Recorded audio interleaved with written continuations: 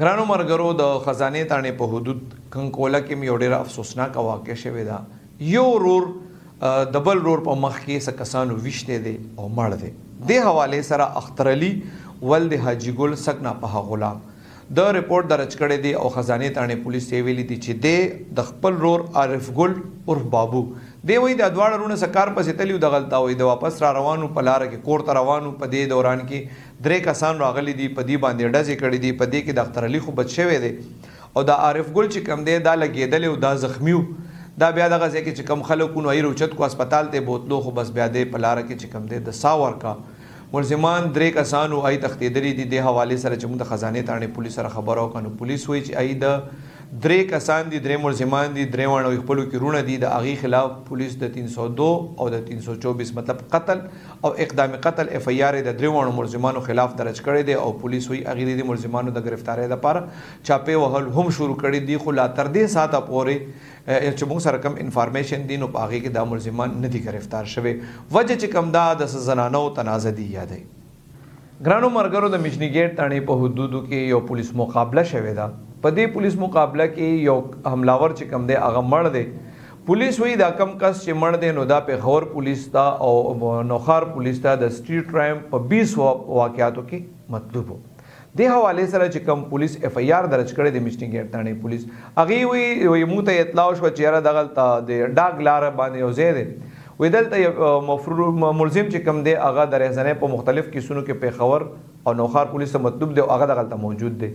پولیس وایي کله چې دی ورلل دی چاپه ووهله په هغه ځای باندې نو هغه کسانو په دې پولیس باندې ډزې وکړې. بیا پې پولیس هم جوابي ډزې کړې دي. پولیس وایي چې یاره دا د فایرنګ د تبادله چې کم ده دا تقریبا 20 منټ نه زیات ټایم پورې جاري وه. پولیس وایي چې کله ډزې بندې شوې بیا دی لاړل هغه ځای سرچ کولو.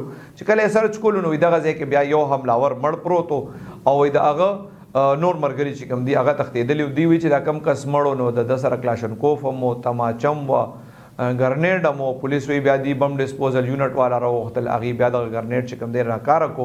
پولیس وایي کله چې بیا دی د مړ کس شناخت وشو نو بیا دی ته پته ولګېده چې دا خو پېښور پولیس ته او نوخار پولیس ته د سټریټ کرایم د 20 نه په زیاتو واقعاتو کې مطلوب و. خو دا پولیس وینا دا ده چې یاره دی په دې ډزو کې الله پاک محفوظ ساتلی. ګرانو مرګرو د کابلې تاڼې په حدود خیبر بازار بی آر ټي سټیشن باندې یو ډېر عجیبه شانتې واقع شوې ده. خو دې کې یو زنانه ده هغې ډېر د بهادرۍ مظاهره کړې ده. هغې نه په دې بی آر ټي کې یو جینۍ د پرس نه موبایل او پیسې وباسلې، خو دې جینۍ بهادري دا کړې ده چې هغه غلی نیولې ده. دې حوالې سره چې په کابلې تاڼې کې کم اف ای آر درج شوی دی، یوسف نومي کس ته د هغې ماشومې اف ای آر درج کړی دی د هغې لور چې یاره هغه په بی آر ټي کې راته دی د ډبګري ګارډن نه داسې د خیبر بازار طرف ته. په دې بس کې دی وایي چې یو جینۍ را سره جوخته ولاړه وه چې یاره ما شک رالو چې دی زما د پرس نه څه وباسل. دا وایي ما چې پرس وکتو نو پکې موبایل هم نه او پیسې هم نه. دغه جینۍ بیا دی فورا راټینګه کړې ده او بیا د هغې چې تلاشي اخیستې ده، خلک هم راجمع شوي دي.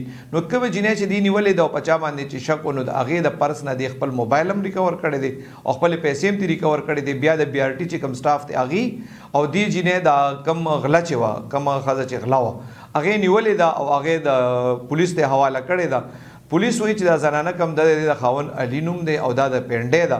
هغوی د دې خلاف اف ای آر درج کړی دی او پولیس وایي یاره هغوی انویسټیګیشن کوي چې دې جینۍ سره په دې ګروپ کې نور څوک څوک دي او هغوی وایي د بی آر ټي ټولې کیمرې به ګورو چې یاره دې جینۍ مخکې چا نه دغسې د پرس نه شیزونه پټ کړي دي. ګرانو مرګرو د متنو تاڼې په حدود کوهاټ روډ باندې ګلزار چوک سره یو ډېره افسوسناکه واقع شوې ده. یو تیز رفتار ګاډي یو سړی وهلی دی، مړ دی او ډرایور چې کوم دی سره د ګاډي تښتېدلی دی. دې حوالې سره د متنو تاڼې پولیس وینا دا ده چې هغوی ته اطلاع میلاو شوه چې په کوهاټ روډ باندې ګلزار چوک سره یو سړی مړ پروت دی. پولیس وایي چې کله دی لاړل هلته نو خلکو ورته ویل چې یاره یو تیز رفتار ګاډی او دا سړی ووالو او هغه اړ ونه درېدو او تښتېدو. بیا چې پولیس نه تپوس وکړه چې دا مړ سړی څوک و نو پولیس وایي د هغه شناخت چې شوی دی ابرار حسین ولد جمروزې سکنا لنډي کوتل ضلع خیبر. پولیس وایي د شناخت چې کوم دی دې نوم سره شوی دی. پولیس بیا د دغه ډرایور خلاف چې کوم دی اف ای آر هم درج کړی دی. پولیس وایي مخکې خو وروستو که چېرته کیمرې لګېدلي ځکه د هوټلو کې دغلته مخکې په ډېرو ځینو کې کیمرې لګېدلې دي. نو پولیس وایي اب ګورو د هغې په مدد سره به بیا د ډرایور تلاش شروع کوو. خو ډېره افسوسناکه خبره دا ده په د اکسیډنټ کیس چې کوم دی چې چا سره لایسنس وي نو دې کې هېڅ دومره جرم نه وي ځکه دا یو حادثاتي شانتې واقع.